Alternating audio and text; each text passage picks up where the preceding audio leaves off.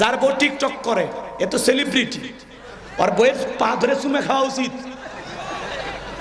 এই মদন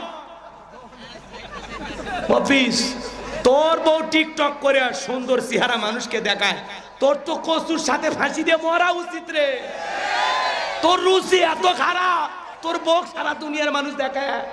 এ বউ হলো পার্সোনাল জিনিস, পাবলিসিটি করার জিনিস না।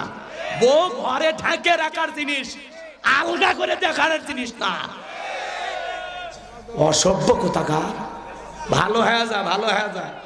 বইয়ের ছবি ফেসবুকে ছাড়ে, এর চাইতে পাগলা আছে? যারা বইয়ের ছবি ফেসবুকে ছাড়ে এদের রুচিতে দুর্ভিক্ষ করছে, এর মগজে কুত্তে পেশাব করছে। তোর বইয়ের ছবি ফেসবুকে কেন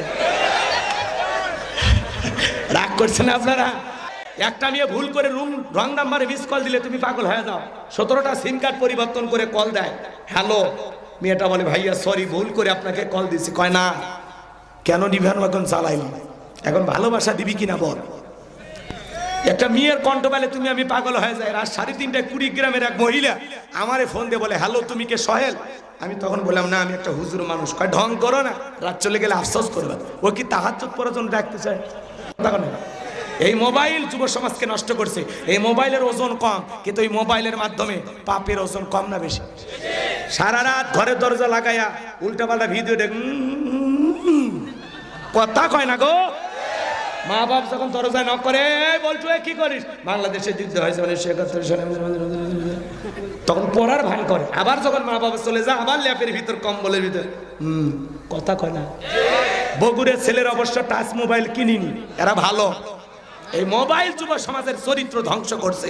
প্রত্যেকটা মা বাবার উচিত ছেলে মেয়ের বিবাহের আগ পর্যন্ত কোনো ফোন দেওয়া, আর দিলে বাটন বাটন এটা কথা কন নাকি আপনারা? কারণ মোবাইল যুব সমাজের চরিত্র ধ্বংস করছে। এই মোবাইলের মাধ্যমে সারাদিন অনলাইনে জুয়া খেলে, ফ্রি ফায়ার, পাবজি খেলে, কথা কন নাকি?